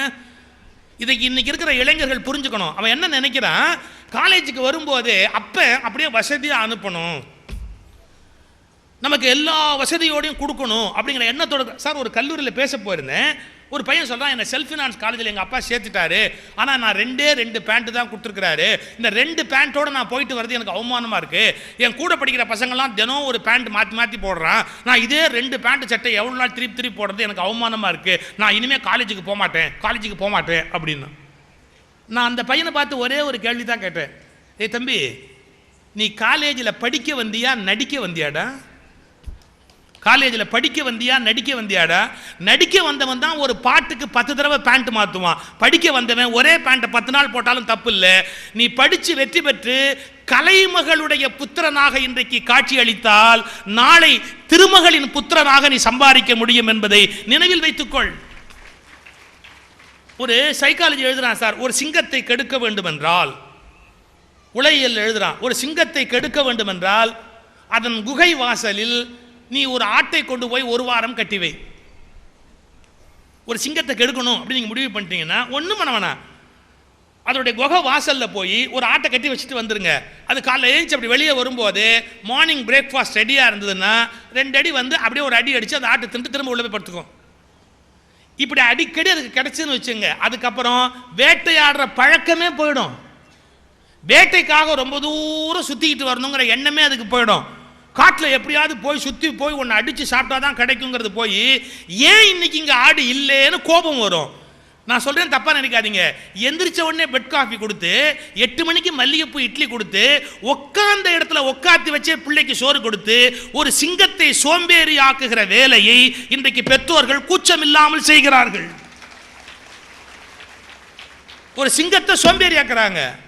ராஜா, நீ எந்திரிச்சு போய் தண்ணி பிடிச்சிட்டு வந்ததான் உண்டு, நீ ஆட்டினா தான் மாவு இட்லி இருக்கும், இல்லாட்டி இட்லி இருக்காது, நீ கஷ்டப்பட்டா தான் உனக்கு சாப்பாடு கிடைக்கும். ஏன் கஷ்டப்பட்டா என்ன? நல்லா யோசிச்சுங்க. கஷ்டம்தான் விவேகானந்தரை உருவாக்கியது. ஏன் தெரியுங்களா? அதுக்கு இருக்கிற வைராக்கியம் இருக்கு இல்லையா, கஷ்டப்படுறவனுக்கு இருக்கிற வைராக்கியம், கஷ்டப்படுறவன் மனசுல ஏற்படுற வைராக்கியம், சௌக்கியமா இருக்கிறவன் மனசுல வைராக்கியம் வராதுங்க. இன்றைய இந்தியா விவேகானந்தரிடமிருந்து கற்றுக்கொள்ள வேண்டிய நெறி என்ன அப்படின்னா, இஷ்டப்பட்டு கஷ்டப்படு, இஷ்டப்பட்டு கஷ்டப்படு, கஷ்டப்படுவதற்கு இஷ்டப்படு, கஷ்டப்படுவதற்கு இஷ்டப்படு. ஏன்? இன்றைக்கு நீ இஷ்டப்பட்டு கஷ்டப்பட்டால் நாளைக்கு கஷ்டப்பட வேண்டிய அவசியமே இல்லாத சௌகரியமான வாழ்க்கை அமையும் என்கிற தத்துவத்தை புரிந்து கொண்டு நடப்பதற்கு பழகு. ஸோ இளைஞர்கள் சின்ன அசௌகரியத்தை கூட இன்னைக்கு தாங்க மாட்டேங்கிறான். கொஞ்சம் யோசிச்சு பாருங்க. ஏதாவது ஒன்று லேட்டாக சார் சூசைட் பண்ணிக்கிறான்னு இன்னைக்கு பேப்பரில் படிக்கிறமே மாணவர்கள், எவ்வளோ வெக்கமாக இருக்குது நமக்கு. சின்ன சின்ன விஷயத்துக்கு சூசைட் பண்ணிக்கிறான். கொஞ்சம் 2 மார்க் கம்மியாக போச்சு அப்படின்னா சூசைட் பண்ணிக்கிறான். நான் சொல்ல தப்பா நினைக்காதீங்க. மார்க் ஜாஸ்தியாக வாங்கினவெல்லாம் கிளார்க் வேலைக்கு போயிருக்கிறான், மார்க்கே வாங்காதவெல்லாம் மந்திரி ஆகியிருக்கான்.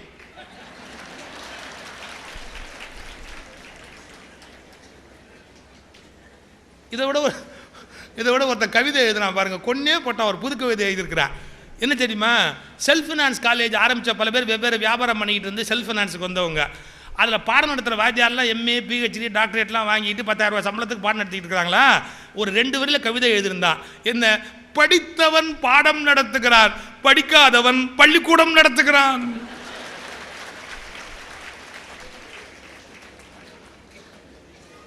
ஒரு பையன் நினைக்கிறான், இது 2 மார்க் கம்மியாக போச்சு அப்படின்னா நான் அவமானப்படுன்னு சொல்லலை, அதுக்காக மார்க் வாங்கலன்னு பெருமைப்படுன்னு சொல்லலை. எங்கே மார்க் கம்மியாக வாங்கிட்டோமோன்னு கைத்திலே தூங்குறது. சூசைடுங்கிறது பாருங்க, எனக்கு இளம் பிள்ளைகள் மைண்ட்ல எவ்வளவு வேகமா வருது. இந்த எண்ணம் வரலாமா? கஷ்டத்தை எதிர்கொள்ள வேண்டாமா? ஒரு பையன் வீட்டுக்குள்ள போந்து மார்க் ஏதோ கம்மியாக வாங்கிட்டான், தற்கொலை பண்ணிக்க போறேன்னா அவங்க அம்மா பதறி போய் கேட்குறா, மவனே மவனே ஏன்டா எதுக்குடா சாவுறேன்? அவன் சொன்னான், நான் ஃபெயிலாக போயிட்டேன், அவமானமாக இருக்கான், நான் தற்கொலை பண்ணி போறேன். ஏய் பரவாயில்லடா, அது தற்கொலை பண்ணிக்காதடா, என்னடா பண்ண போறேன்? நான் பாரு கைத்தில் தொங்க போறேன்னா ரூமுக்குள்ளே பூந்து கயிறு கீறு எல்லாத்தையும் எடுத்து தூக்கி அந்த அம்மா வெளியே போட்டேன். நீ கைத்தை எடுத்துட்டாப்புல நான் தப்பிச்சுடுவேன் நினைக்கிறியா? விஷம், எலி பாய்ச்சான விஷம் எடுத்து திம்பேன்னா, வீட்டுக்குள்ளே இருக்கிற எலி பாய்ச்சான அது இது விஷம் எல்லாத்தையும் கொண்டு போய் குப்பத்தொட்டில் போட்டு வந்தா. கரண்ட்டில் கை வச்சு சாவேன்னா. தமிழ்நாட்டில் அது நடக்காது. எதுக்கும் பயம், மெயின் சுவிட்சை போய் ஆஃப் பண்ணிட்டு வந்தா. எக்கு தப்பாக வந்துருச்சுன்னா என்ன பண்ணுறது அப்படின்னு போய் மெயின் சுவிட்சை ஆஃப் பண்ணிட்டு வந்தேன். அப்போ சொன்னா, இவ்வளோலாம் பண்ணிட்டா மட்டும் நான் தப்பிச்சுன்னு நினைக்கிறியா? நான் கிணத்துல குதிப்பேன்னா. உடனே கிணத்துக்கு ஒரு மூடியை போட்டு அதுக்கு மேலே ஒரு பாறாங்கல்ல வச்சு அதை பாதுகாத்து திருப்பி வந்தா. நீ இவ்வளோ பண்ணால் நான் சாக மாட்டேன்னு நினைக்கிறா பாரு. அப்படியே மூக்கை பிடிச்சிக்கிட்டு அப்படியே செத்து போய். இந்த மாதிரி எவ்வளோ நேரம் கேட்பேன். அவள் கேட்ட சாவிட சாவிட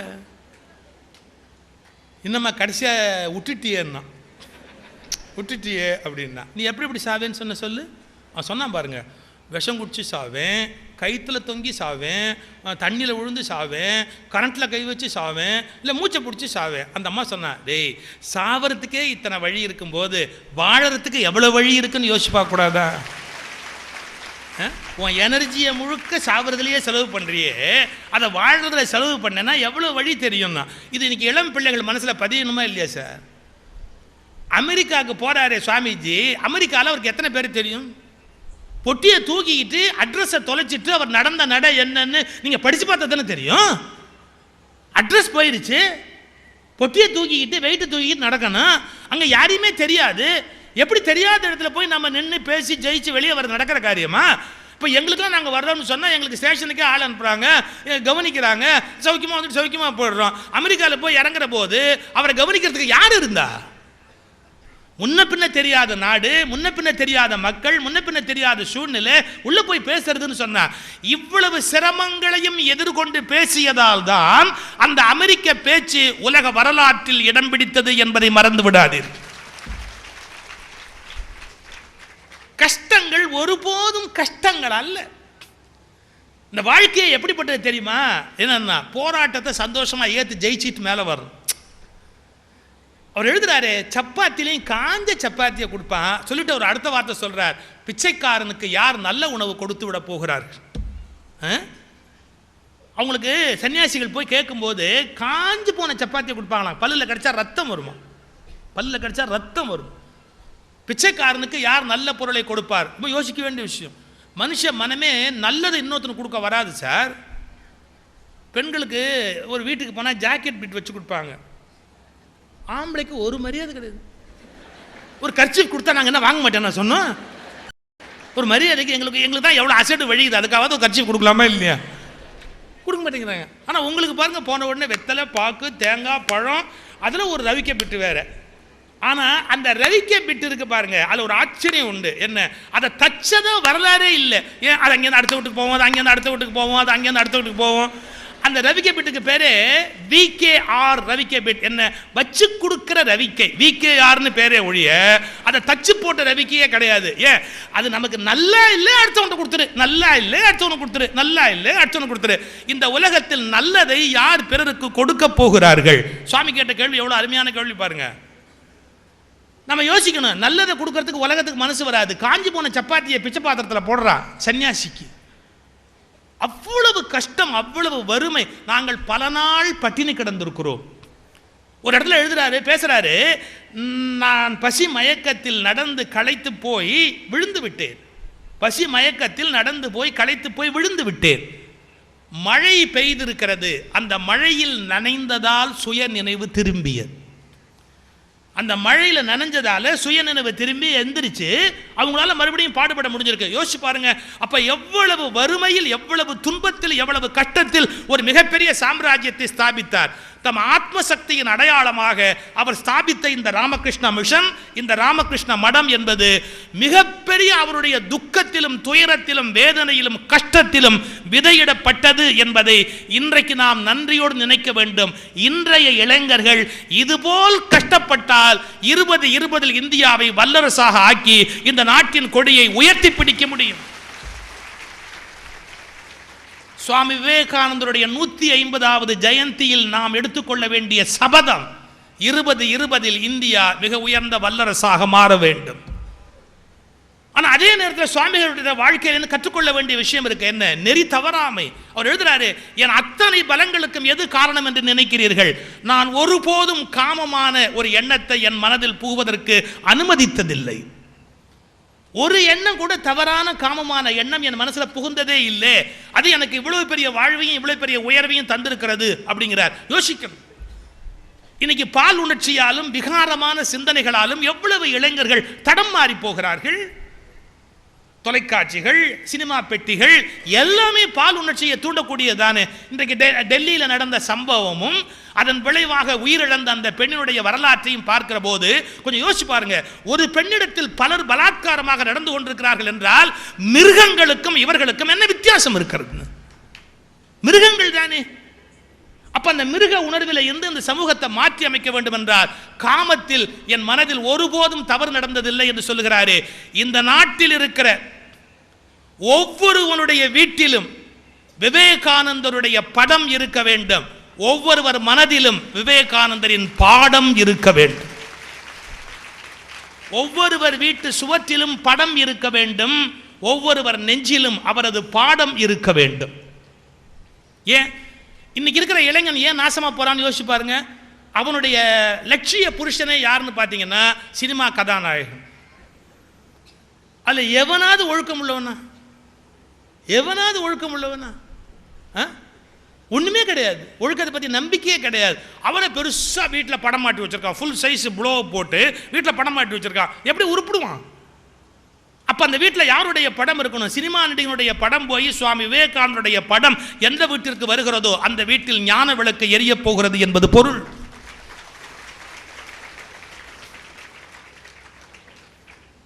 நீங்க நம்ம சினிமா நடிகர்லாம் எப்படின்னு கேட்டீங்கன்னா, சண்டை சீன்ல டூ போட்டு நடிக்க விட்டு லவ் சீன்ல ஒரிஜினலாக நடிக்கிறான். சண்டை சீன்ல டூப்பு.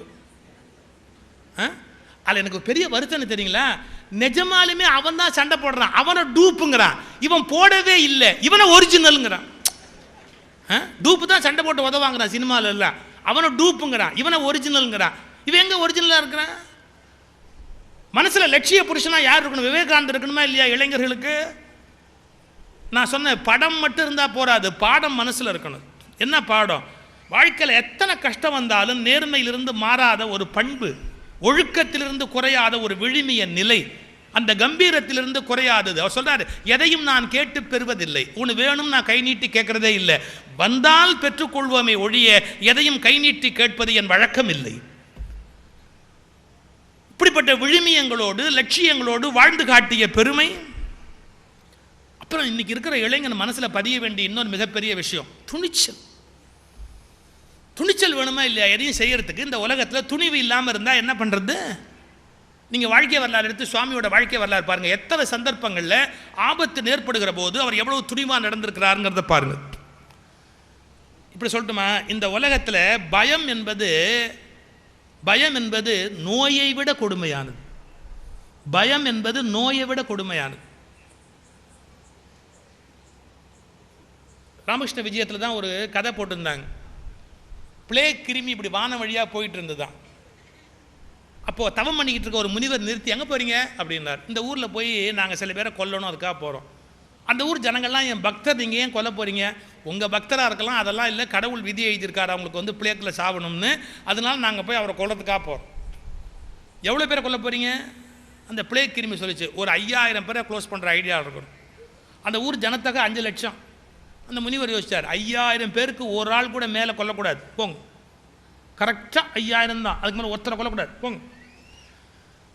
ஒரு 4 நாள் 5 நாள் அந்த நோய் கிருமி போயிட்டு எல்லாம் திரும்பி வருது. அதுக்குள்ளே பேப்பரில் செய்தி வந்துருச்சு, 5 லட்சம் பேர் செத்து விட்டாங்க. திரும்பி வரும்போது இந்த முனிவர் நிறுத்தினார், சத்தியம் மீறிட்டீங்களே, 5000 பேரை கொல்லுவேன்னு சொல்லிட்டு தானே போனீங்க, நீங்கள் பாட்டுக்கு 5 லட்சம் பேரை கொண்டுட்டீங்களே, நியாயமா? அதுக்கு அந்த கிருமியெல்லாம் சொல்லிச்சு, உங்களுக்கு ஒரு உண்மை தெரியாது, நாங்கள் 5000 பேரை தான் கொன்னோம். அதாவது பிளேக் வந்து செத்தவன் 5000 தான், வந்துடுமோங்கிற பயத்தில் செத்தவன் 5 லட்சம் பேர். நாங்கள் க்ளோஸ் பண்ணல, அவன் வந்துவிட்டதா பயத்தில் செத்து போயிட்டான், அதுக்கு நாங்கள் என்ன பண்ண முடியும் அப்படின்னா, நோய் கொல்வதில்லை, நோயை பற்றிய பயம் கொல்லுகிறது.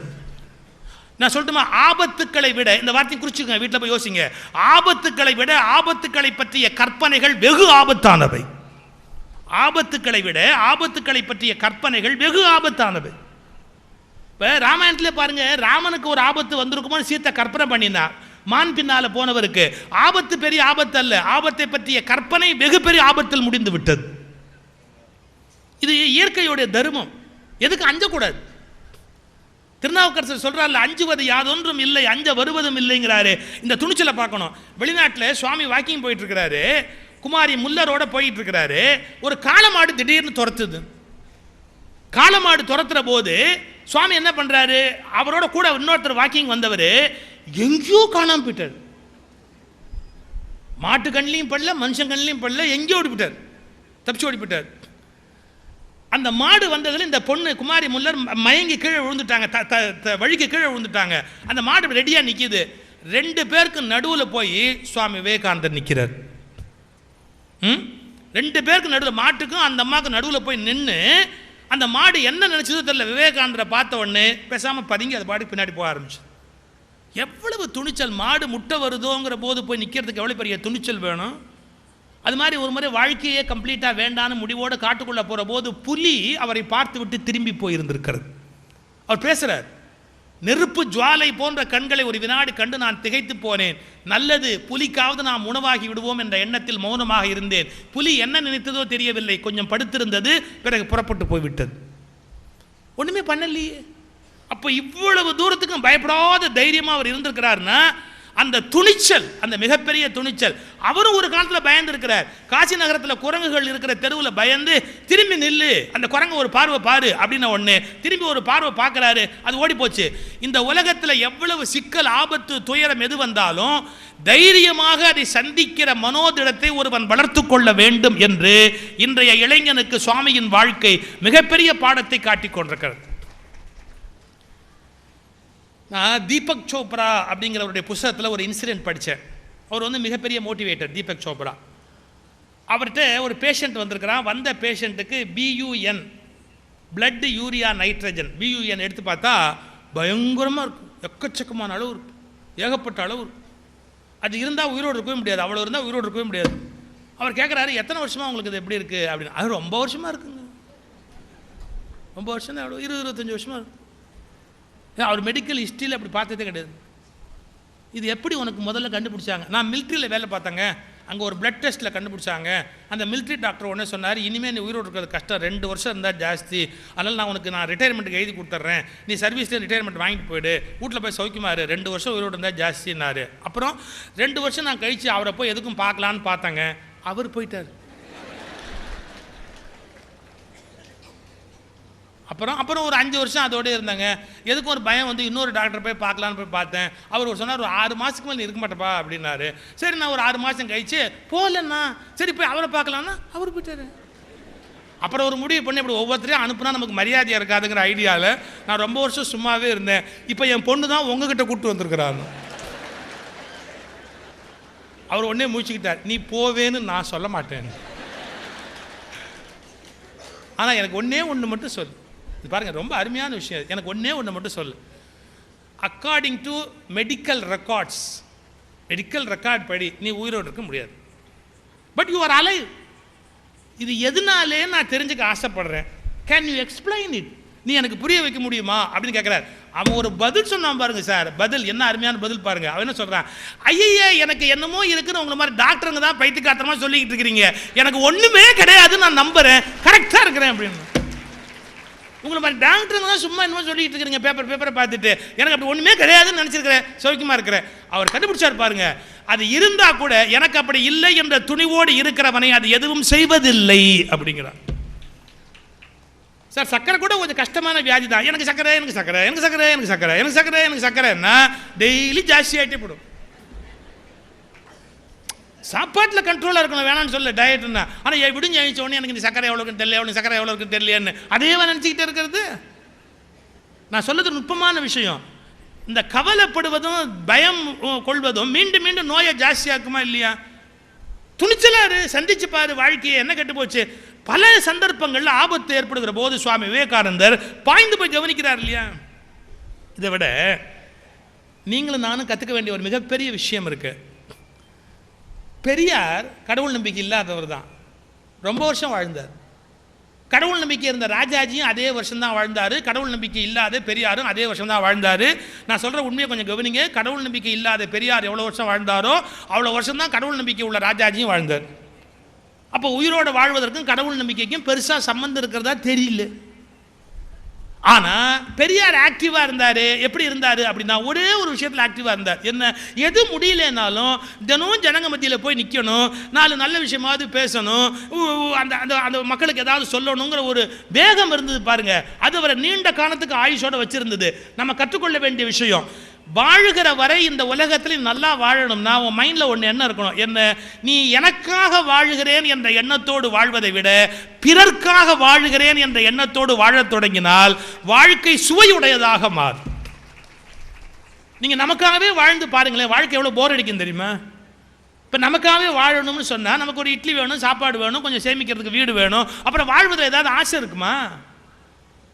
நம்ம இன்னொருத்தருக்காக வாழ ஆரம்பிச்சதுன்னா வாழ்க்கையில் ஒரு கமிட்மெண்ட்டே இருக்கணும். எதுக்கு சுவாமிக்கு கஷ்டம்? கல்லூரி ஆரம்பிக்கணும், ஆஸ்பத்திரி ஆரம்பிக்கணும், ஏழை மக்களுக்கெல்லாம் நல்லது பண்ணணும். அது என்ன இருக்குன்னா ஜீவித்து கொண்டே போக முடியும்.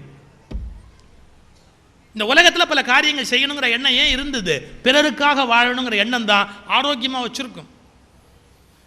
பெர்னாட் ஷா, இதுவும் நடந்த சம்பவம். நான் கடிகாரம் பார்த்துக்கிட்டோமா?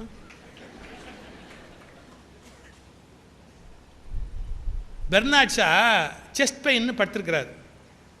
பெர்னாட் ஷா செஸ்ட் பெயினாக இருக்கிறேன்னு டாக்டருக்கு ஃபோன் பண்ணி வர சொன்னார். டாக்டர் சொன்னார், நீ கிளினிக் வாயா அண்ணா, அங்கே வந்து டயத்தை அளவிடாது, நீ கிளினிக். ஐயோ வர முடிஞ்சா வரமாட்டேனா, பெட்டை விட்டு என்னால் எந்திரிக்க முடியல, கையை அசைக்க முடியல, காலை அசைக்க முடியல, அசைக்கவே முடியாமல் படுத்திருக்கிறேன் அப்படின்னார் பெர்னாட் ஷா. அப்படியா, நான் வர்றேன்ட்டு வந்தார் டாக்டர். இந்த பெர்னாட் ஷா வீட்டுக்கு படி ஏறி மேலே வந்தால் லிஃப்ட்டு ரிப்பேராக நம்ம மேலே ஏறி வந்து டாக்டர் இவரை விட வயசானவர் வந்தவர் டையை இப்படி கழட்டி இப்படி டையை தளர்த்திட்டு சோஃபாவில் உட்காந்து எனக்கு செஸ்ட் பெயினாக இருக்குன்னு. இப்போ பெர்னாட் ஷா கேட்டார், என்ன சொல்கிறேன்னார். படுக்கையை விட்டு பெர்னாட் ஷா ஏஞ்சி கெட்டிலில் தண்ணி எடுத்து டீ தயார் பண்ணி டீயோட ஆஸ்பிரின் மாத்திரை ஒன்று தேடி ஆஸ்பிரின் மாத்திரை எடுத்துக்கிட்டு வந்து டீ போட்டு இந்த டாக்டருக்கு கொடுத்துட்டு பக்கத்துலேயே நிற்கிறார். டாக்டர் டீயை குடித்தார், ஆஸ்பிரின் மாத்திரைலாம் குடித்தார். ஒரு 15 நிமிஷம் அப்படியே ஃபுல்லாக உட்காந்துருந்துட்டு now I am all right அப்படின்னு உடனே பெர்னாட் ஷா அப்படியே பார்த்துக்கிட்டே இருந்தார். டாக்டர் பேக்கை திறந்தார்.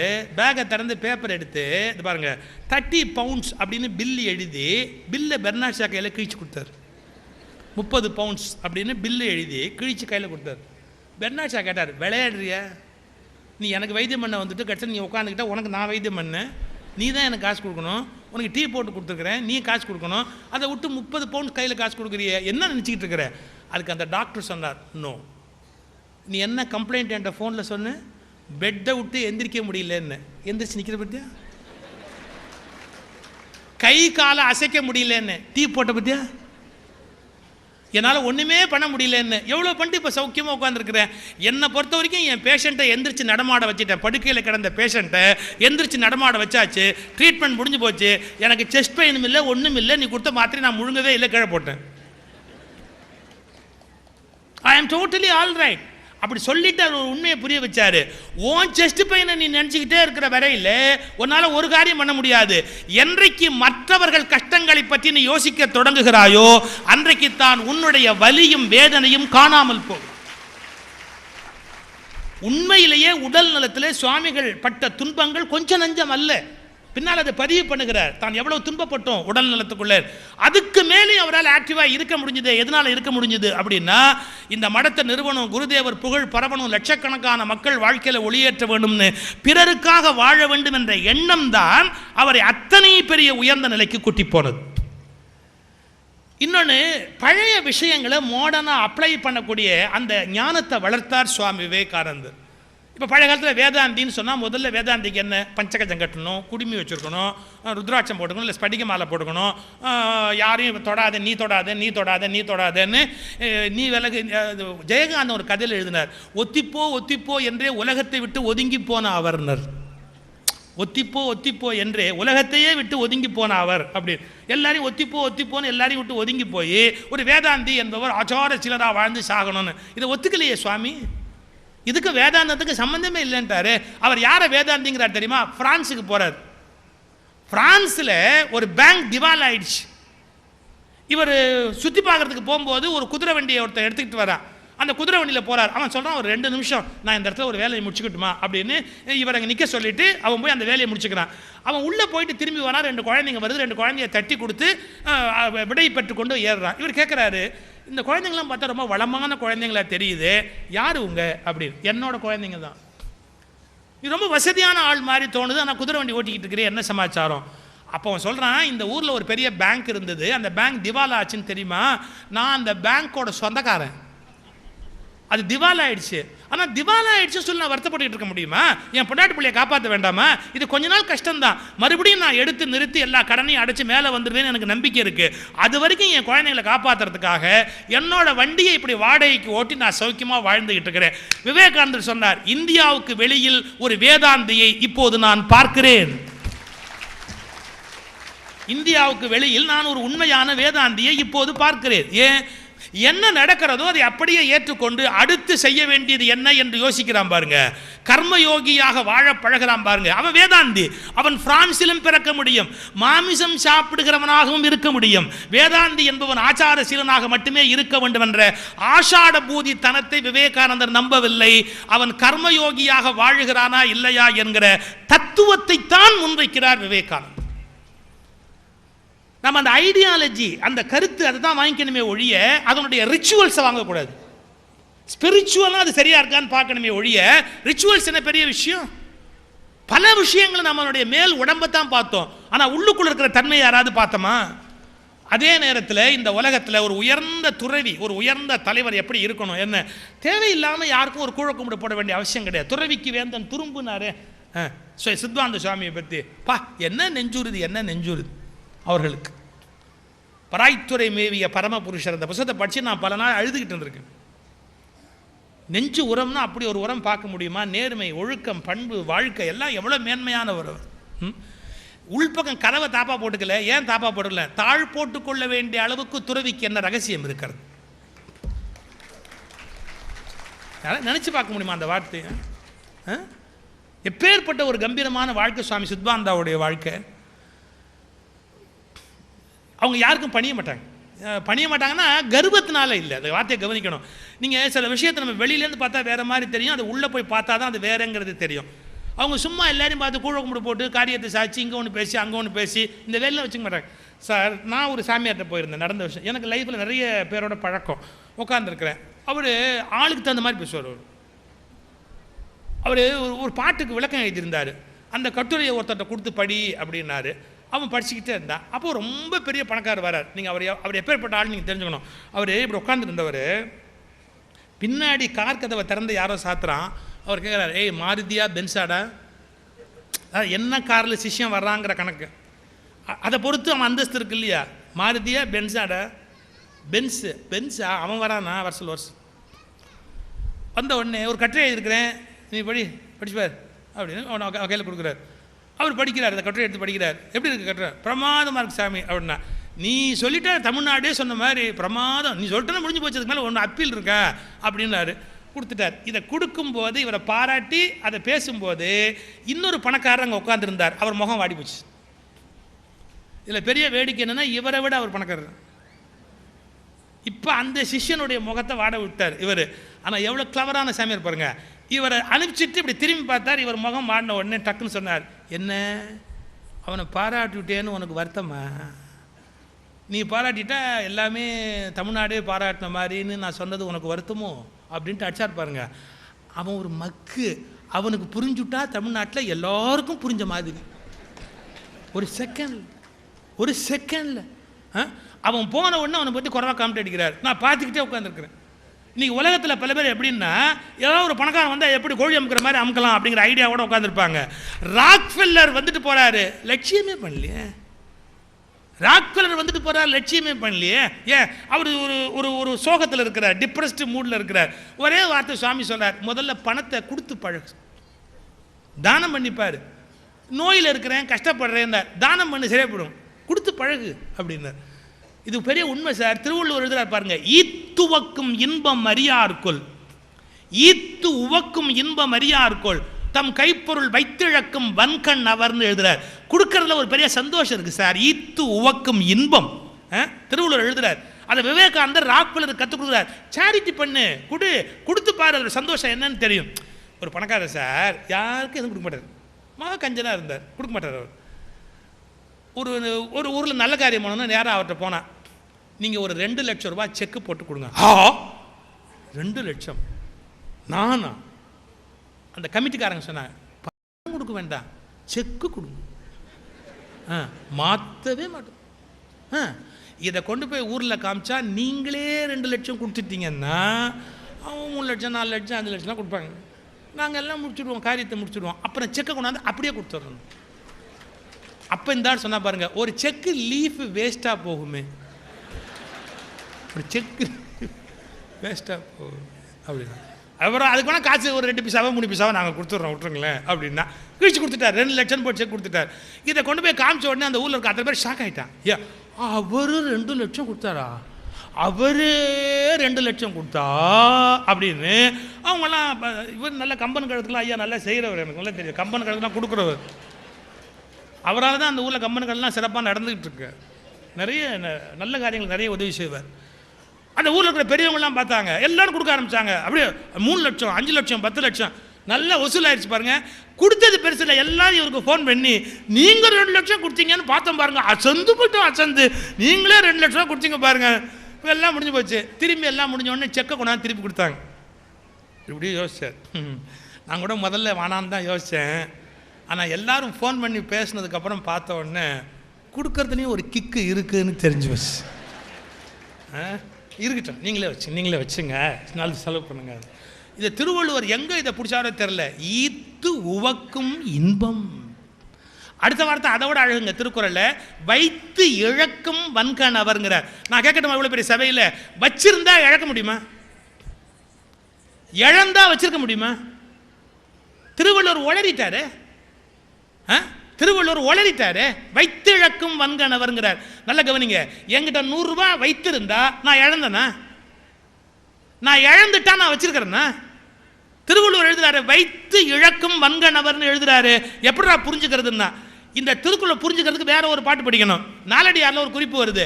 ஒருத்தன் சொல்றான், ஈயறதே இல்லை, தானும் துக்கிறது இல்லை, ஈயறதும் இல்லை, தானும் துக்கிறது இல்லை. அவன் மனத்தை வச்சிருக்கிறான்.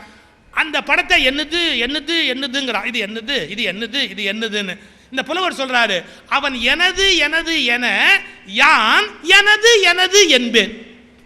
ஏன் சொல்றது தானே, ஏன்னா அவனும் எடுத்து செலவு பண்ணல, நானும் எடுத்து செலவு பண்ணல, அவனும் அதை அனுபவிக்கல, நானும் அதை அனுபவிக்கல.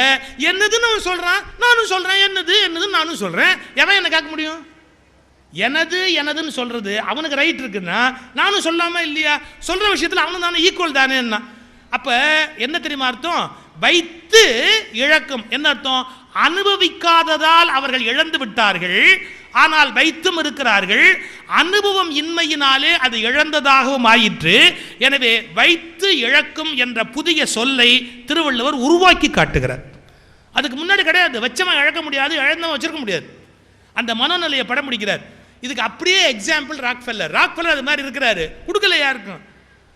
நோய்வாய்ப்பட்டு கஷ்டப்படுறாரு. இவர் சொல்றாரு, சுவாமிஜி ஒரே வார்த்தை, குழு எல்லாருக்கும் கொடு, நல்லா அள்ளி கொடு, தானம் பண்ணு அப்படின்னு.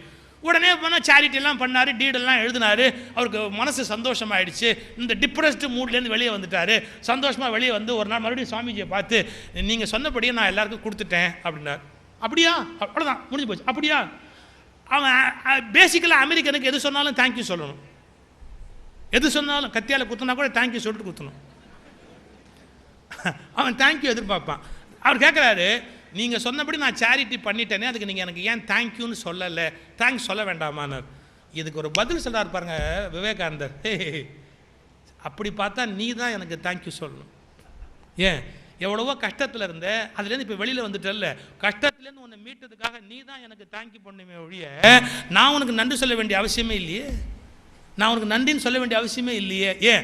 ஒரு பணக்காரனை பார்த்தவுடன் பணக்காரனுக்கு பணிந்து போய் கும்பிட வேண்டிய அவசியம் ஒரு உண்மையான துறவிக்கு இல்லை என்பதை சுவாமி விவேகானந்தர் நிரூபித்து காட்டுகிறார். துறவிக்கு வேந்தன் துரும்புங்கிற வார்த்தையை எடுத்து சொன்னாரே, அதை நிரூபித்து காட்டுகிறார். இன்னும் ஒரே ஒரு செய்தியை சொல்லி நான் நிறைவு பண்ணுறேன். அவரிடத்துல எல்லையற்ற ஆற்றல் இருந்தது, அது ஆத்மசக்தி. அவருக்கு சரீர பலம், மனோபலம், ஆத்மபலம் மூன்றும் கைவர பெற்றவர். இன்றைய இந்திய இளைஞன் தெரிந்து கொள்ளணும், சரீர பலம் இருக்கணும். எஃகு போன்ற இரும்பு போன்ற உடல் பலத்தை சொல்கிறார் இல்லையா, இருக்கணும். பழைய காலத்துலலாம் நீங்கள் சில வீடுகளுக்கு போனீங்கன்னா தலைக்கு தேய்ச்சிக்கிறதுக்கு மாப்பிள்ளைக்கு எண்ணெய் கொடுக்க மாட்டாங்க. மாப்பிள்ளை வந்தானா எள்ளு கொடுப்பாங்க. எதுக்கு? எள்ளை கசக்கி எண்ணெயாக்கி மாப்பிள்ளை தேய்ச்சிக்கணும். எல்லையே இவ்வளோ பலமாக ஹேண்டில் பண்ணுறாருன்னா அப்படின்னு அந்த மாப்பிள்ளையை பார்த்து சந்தோஷப்படுவாங்க. ரைட், இஸ் ஆல் ரைட் அப்படி சந்தோஷப்படுவாங்க. இன்றைக்கெல்லாம் மாப்பிள்ளைக்கு எள்ளு கொடுத்தீங்கன்னு வச்சுங்க, எள்ளு தண்ணி இறக்க வேண்டியது தான். ஒரு பயிலால் எண்ணெய் எல்லாம் ஆக்கிறதுக்கெல்லாம் ஒன்றும் உடம்புல ஒன்றும் தெம்பே இல்லை, உடம்பாக இருக்கேன். நான் இளைஞர்களுக்கு ஒரு வார்த்தை சொல்கிறேன், குறிச்சிக்கங்க. என் எதிர்கால இளைஞர்கள் அறிவாளியாக இல்லை என்றாலும் நஷ்டம் இல்லை, நோயாளிகளாக இருக்கக்கூடாது. நோயாளிகளாக இருக்கக்கூடாது. நல்லா ஓடணும், ஆடணும், விளையாடணும், பிரிஸ்காக இருக்கணும். எல்லாத்தையும் சுவாமி ஆதரிக்கிறார். என்ன? உடம்பை நல்லா வச்சுக்கோ அப்படின்னு. அப்புறம் என்ன சொல்கிறாரு? மனோபலம். அப்புறம் என்ன? ஆன்ம பலம். ஒரு ஊரில் ஒருத்தவங்க பேய் பிடிச்சிருக்கு அப்படிங்கிறான். அவர் போய் ஆச்சரியமாக பார்க்க போகிறாரு. அந்த பேய் பிடிச்சவன்ட ஒரு கோடாலியை நல்லா பழுக்க காய்ச்சி மேலே வைக்கிறான். கோடாலியை காய்ச்சி மேலே வச்சாலும் அவன் கத்த மாட்டேங்கிறான். அவனுக்கு அது ஒன்றும் பண்ணவும் இல்லை. சுவாமிக்கு ஆச்சரியம், அந்த கோடாலி நிஜமாவே சுட்டுதா சுடலியா கொண்டு போய் வைக்கிறாங்களேன்னு ஒரு சாதாரண மனுஷன் மாதிரி வேடிக்கை பார்க்குறாரு. அப்புறம் திடீர்னு இவரை பார்த்து, சுவாமிஜி நீங்கள் இங்கே வந்திருக்கிறீங்க, இவனை காப்பாற்றுங்க, பேய்கிட்டேருந்து காப்பாற்றுங்க அப்படின்னு. இப்போ இவனுக்கிட்டேருந்து சுவாமியை காப்பாற்றணும். ஏன்? இவரே வேடிக்கை தான் பார்த்துக்கிட்டு இருக்கிறாரு. அவர் முதல்ல அந்த கோடாலியை கொண்டாந்தார். ஏன்? அவருக்கு டவுட்டு, அது ஒரிஜினல் கோடாலியா, நிஜமாக ஹீட் பண்ணானா இல்லையா. குளிர்ந்து போயிருந்த, அவர் வார்த்தையில் அப்படியே சொல்கிற பாருங்க, குளிர்ந்து போயிருந்த அந்த கோடாலியை தொட்டேன், என் கை பொத்து விட்டது. அப்போ சராசரி மனுஷன் தானே. குளிர்ந்து போயிருந்த கோடலியை தொட்டேன், என் கை பொத்து போய்விட்டது. ஆனால் இதை அவன் மீது வைத்த போது ஏதும் நடக்கவில்லை. அப்படியானால் அவனுக்கு ஏதோ நிகழ்ந்திருக்கிறது என்பதை நான் புரிந்து கொண்டேன். இவர்கள் கேட்டுக்கொண்டதால் வேறு வழியின்றி அவன் தலையில் நான் என் கையை வைத்து 15 நிமிடங்கள் ஜெபம் செய்தேன். என்ன நடந்தது என்று தெரியாது. அவன் சாதாரண மனிதனாக மாறி எழுந்து என்னை வணங்கிவிட்டு புறப்பட்டான். அந்த மக்கள் என்னை கிருஷ்ணன் என்றார்கள், சிவன் என்றார்கள், வழிபடத் தொடங்கினார்கள். ஒரு ஆத்ம சக்தி அடைந்தவன் 1000 சக்திகளை பெற்றிருந்தாலும் தான் அதை பெற்றிருக்கிறேன் என்கிற எண்ணமே இல்லாமல் இருப்பான் என்பதற்கு சுவாமி விவேகானந்தர் மிகச்சரியான அடையாளம். அவ்வளவு பவர் இருந்தாலும் அது எனக்கு இருக்கு அப்படிங்கிறத பற்றி எனக்கு இல்லை. எத்தனையோ உண்மைகள் அது மாதிரி அவர் வெளிப்படுத்தி கொண்டே போகிறார். இன்றைய இளைஞனுக்கு மிகச்சரியான மிக உன்னதமான வழிகாட்டி சுவாமி விவேகானந்தர். அவர் கருத்துக்களை புரிந்து கொண்டு 2020 இந்தியா நல்லரசாய் வல்லரசாய் மாற சுவாமி விவேகானந்தர் அருள் பாலிக்கட்டும், குருதேவர் அருள் பாலிக்கட்டும் என்று வணங்கி வேண்டி விடைபெறுகிறேன். வணக்கம்.